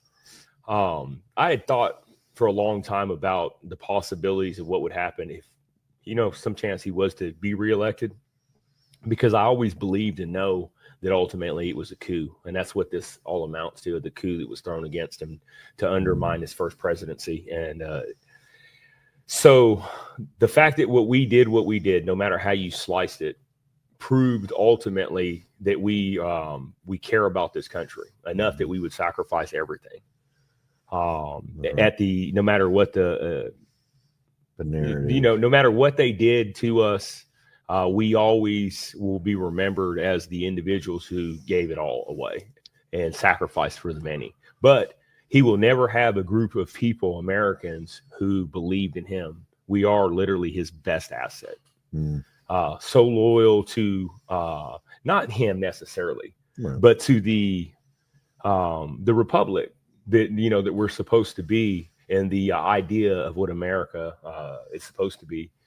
And that, and that was kind of always my thought process on that is, but I thought they would go down differently. I didn't expect it to be like sweeping pardons. I was in shock actually when I heard the gavel was smacked down and he just absolutely uncorked like he did. I expected us to have like 3 different layers or waves of pardons. Did you read the book by Susan Monk where she kind of laid it out like there was like total and complete pardon, and then there was like may have reacted in like may have been some questionable behavior, but then there's that pardon, and then there's No, I didn't. But then there was another one that was like basically like you're going to get pardoned, but if we come back and do an investigation later, you can be held accountable. That's kind of the way she laid it out in her little book that she wrote. I assumed that there was really ultimately I figured 3 different waves, but I figured it was like this. You had the individuals, which was the majority of the people that were used as absolute propaganda. They did nothing. They were tourists. They were doing what any American does on any day in DC, walking around and being, ushered around by law enforcement or the Capitol, whatever apparatus. They did nothing wrong, but yet they were portrayed as insurrectionists, violent people who wanted to hang Vice President Pence, but yet they were being ushered around by, law enforcement. The realities compared to the lie. Everybody wants to hang Mike Pence. So I figured that they would be the first wave because they simply they got so railroaded, but they didn't even know that they were in trouble, I think, for the most part. And then I figured you had the individuals who were like the Oath Keepers and who were the Proud Boys and who were Antifa or Black Lives Matter, or if you belong to the 1%ers or a group. Or the 3%ers. Or the 3%ers, okay. A group. If you belong to a group, okay, I believed that might be considered a wave. And because the way they got charged, I thought they would be the last group. And then you had the individuals like me, you, and so many that had contact with law enforcement. Doesn't matter how you slice it. The fact that we were charged, whether we did it or not, in a majority of cases, just so much as throwing your fist up at him and looking intimidating was enough to say, hey, you're guilty. You thought about it. Your body language says it. You committed an assault. And then you had, again, us that used an object of some sort that most reasonable people would never consider a weapon. It's not a gun. It's not a knife. It's not an explosive. It's not, a desk drawer. Flag poles and chopsticks and crutch pieces, water bottles and spitballs. I mean, whatever, desk drawers and anything else. Basically, again, we would be the last group because the optics and possibly the disdain that some law enforcement might have for us getting a break at all. But I believed ultimately that no matter what, we always had the high ground. We didn't ask for that. It'd be different if we asked for it, and we didn't. I know in my heart of hearts, I always believed it. That we would get pardoned. We would get pardoned, but it would be a matter of time when. Yeah. I never gave up hope on that either. I was like one of them. There's a lot of guys you had to talk down off the ledge in the DC gulag, or people that were like, we're so, I can think about, we were talking about Ronnie Sandlin earlier, like, oh my God, like if Trump didn't mention our name in his speech the night that he was giving the speech, oh my God, it was like the sky is falling. It's the end of the world where he's going to forget about us. We're never going to get out of here. And then the next speech he would say, those Gen Sixers, like, and it was like, no, we're going home. Like, it was just like this roller coaster that everybody rode. But that's the psychosis, the psychological war and battles that we would fight because of the sleep deprivation, the sensory deprivation, the everything, the torment that we would get, the constantly waking us up, the keeping us off balance, the women administrator coming in basically to cause chaos. The whitey's bad on holidays. I mean, it was just like the constant just nonsense that violated like any kind of decency, morals, and ethics of anyone who's not a whack job or just on a power trip. But that was hard enough. We had a lot basically that was playing against us because of the conditions and the extreme turmoil of the environment. And it was, I don't wish it on anybody. It was horrible. They strip you of your, your empathy, your love, and your compassion. They deliberately make you and break you down so you become a heathen or an animal. The system is designed like that deliberately. And if we were to do this to a dog or a cat or an animal, people in America would come unglued. You would see activists like PETA.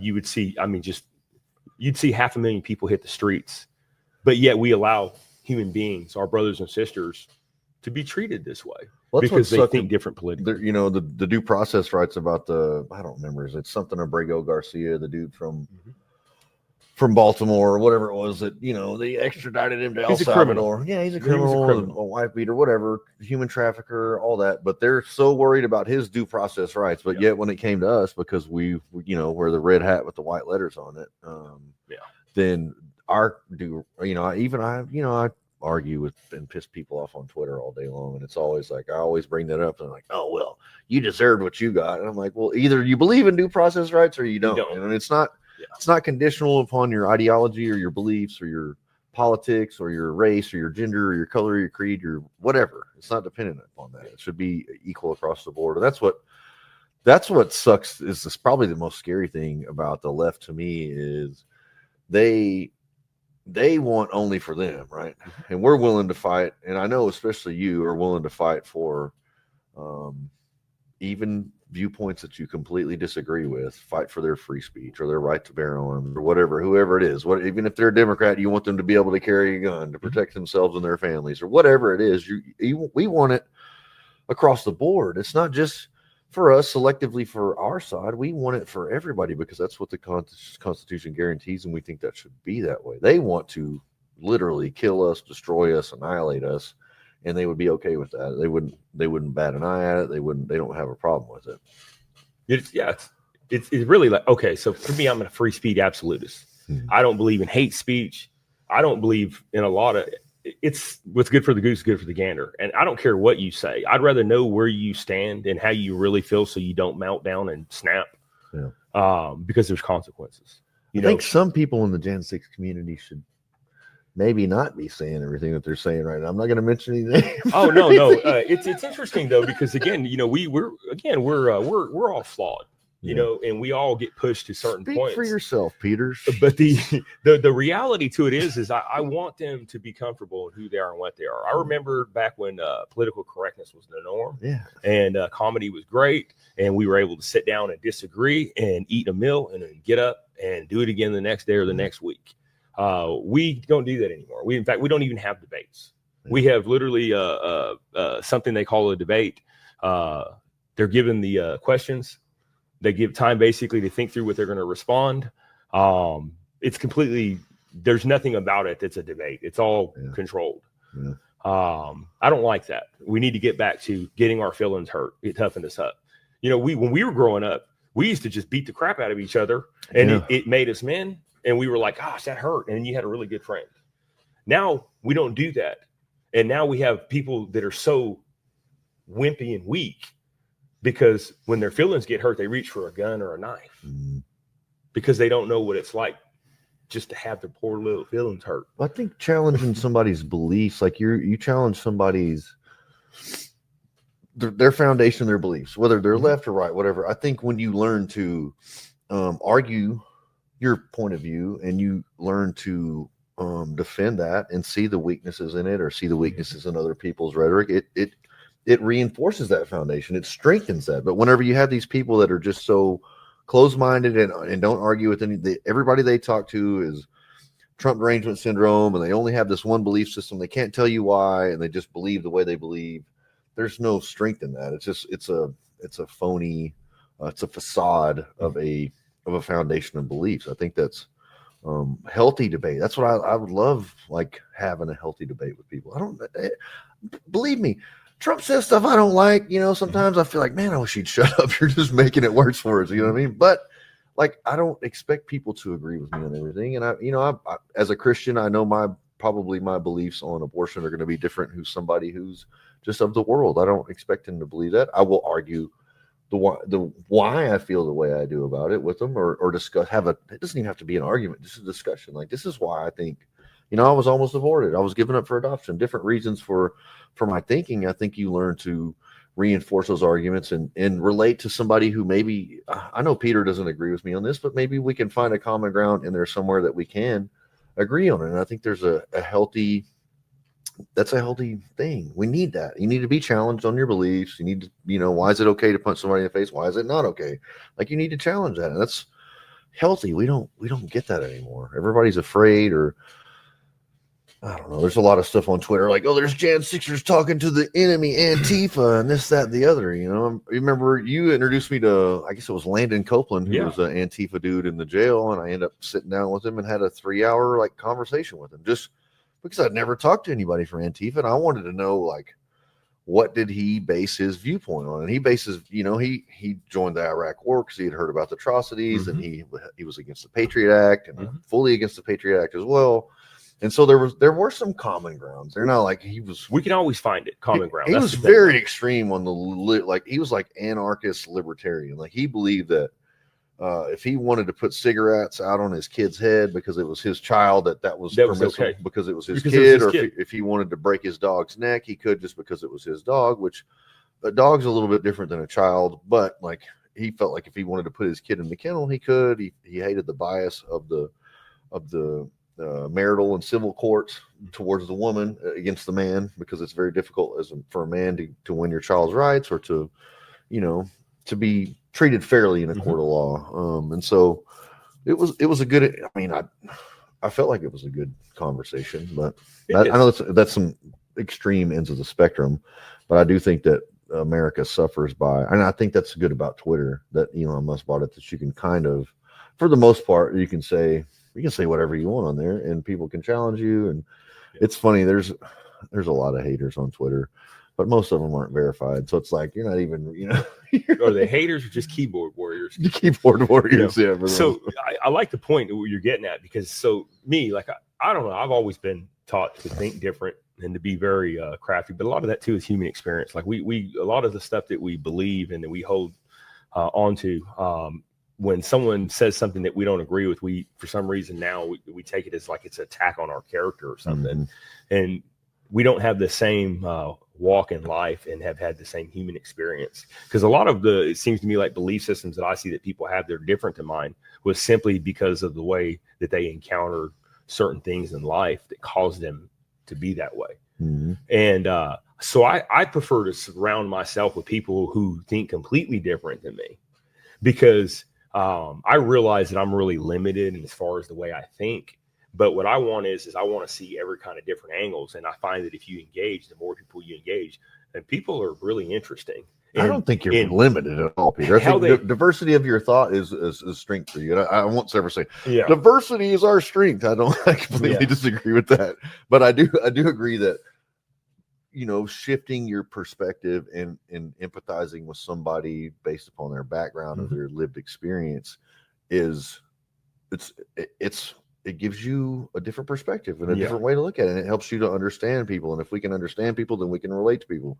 If we can relate to people, then we can potentially win them over to our side, or perhaps be swayed to their point of view. So I think that's important. That's important. Yeah.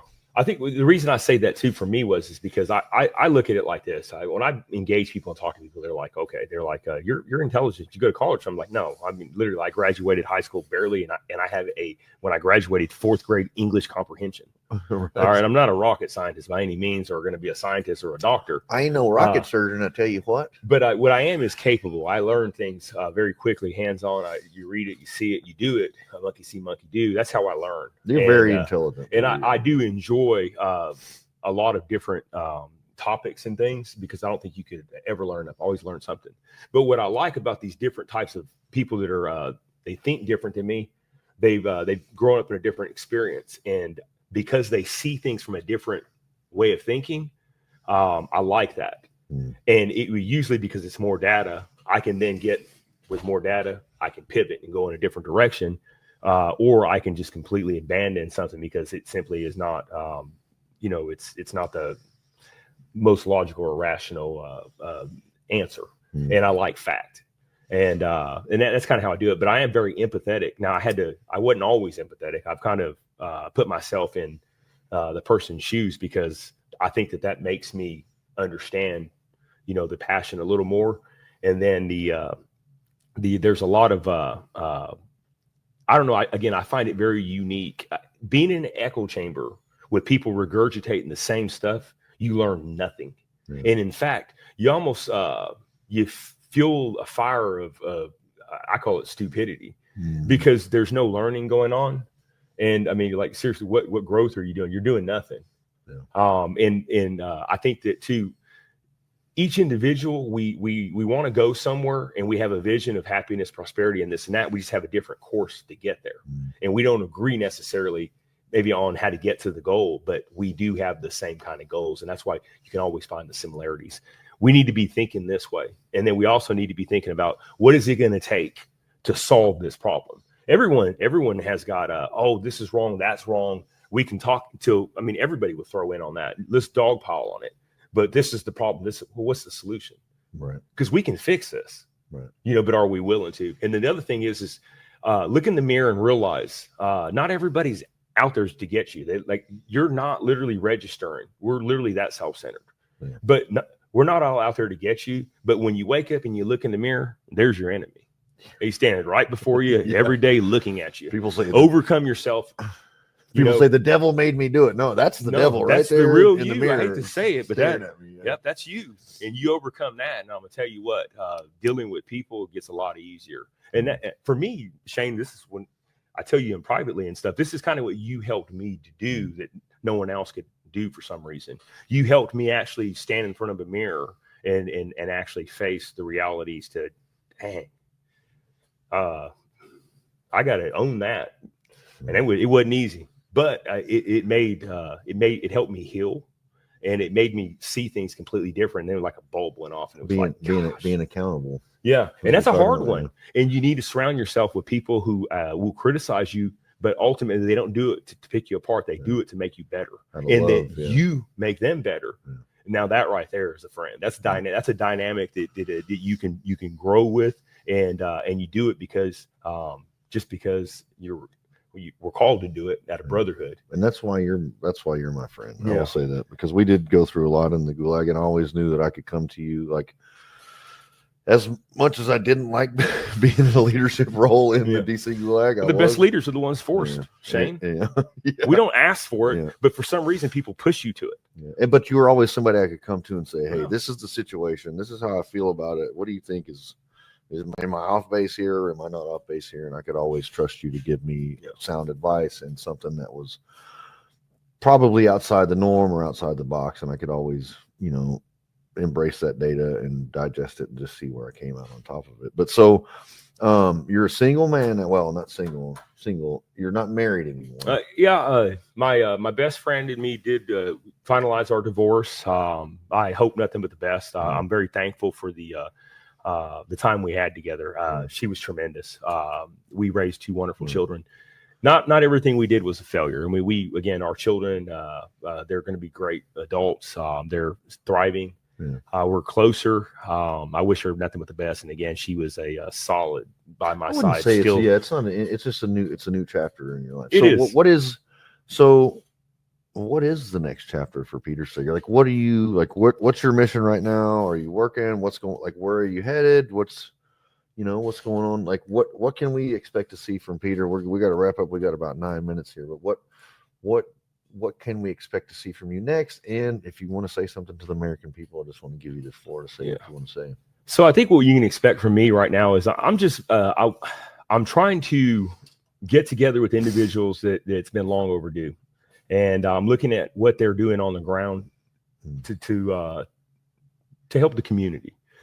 We were given a very, very great miracle blessing by President Trump. Thank you so much for doing something that we didn't expect it would come so soon, but something that has helped us try to get aligned and head in the right direction, and at least pick up the pieces and trying to put our families back together and move forward with our lives.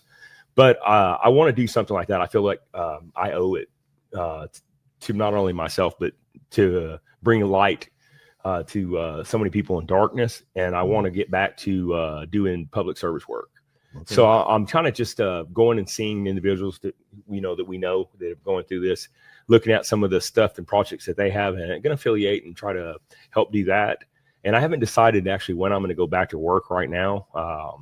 It's very difficult really to know how that's going to be. I've always been very strong in my faith, so I lean on God. I appreciate the prayers the American people give me, and pray for my family and all of us that went through January 6th that are just trying to find ourselves again. And it is a struggle, and it's just one day at a time. I'm not trying to take anything too serious, but I will say this. There is a group of individuals that were used as political pucks by the apparatus and the politicians, and they're being held much like we were their political prisoners. Larry Hoover actually was just pardoned.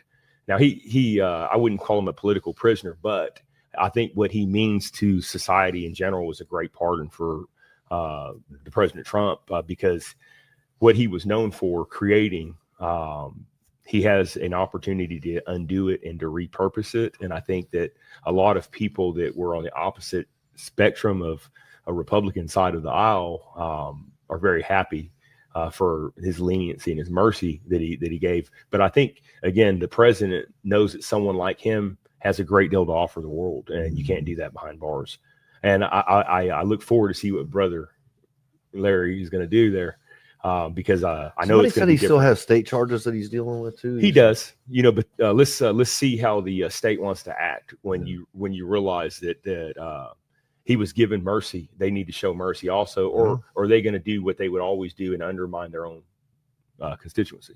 Yeah. They're in they're really in a bad position, because this could cost them dearly. They could literally lose a great deal of voters. This would be a death blow for them. They're treading on some very dangerous ground here. My son told me something funny the other day. He said, Dad, President Trump pardoned my dad, and he pardoned my favorite rapper, because he pardoned NBA YoungBoy as well. And I was like, I never thought about that. I said, that's pretty cool, man. Yeah.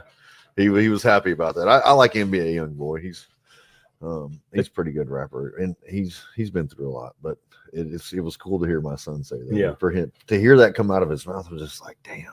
Yeah. And that's true, man. Is that crazy? Like, I'm thinking about that. I still think about it. It blows my mind. Like, I got pardoned. We got pardoned by the president of the United States. Who would have thought, again, that this unicorn killing lunatic would do something so Taco Trump? It would benefit a constituency that's not supposedly his. They're like, we've tried. We couldn't get in with Russia.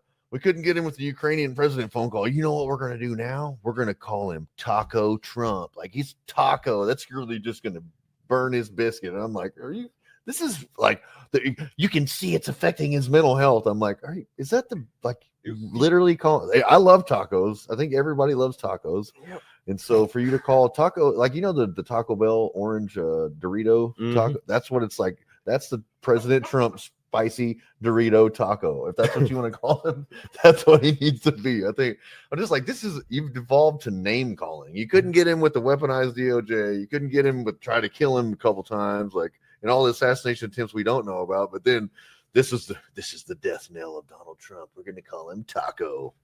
Yeah. Are you serious? Yeah. Well, here's the sad part too, though. It's amusing to us, but the reality to it is this: they hate more than we love.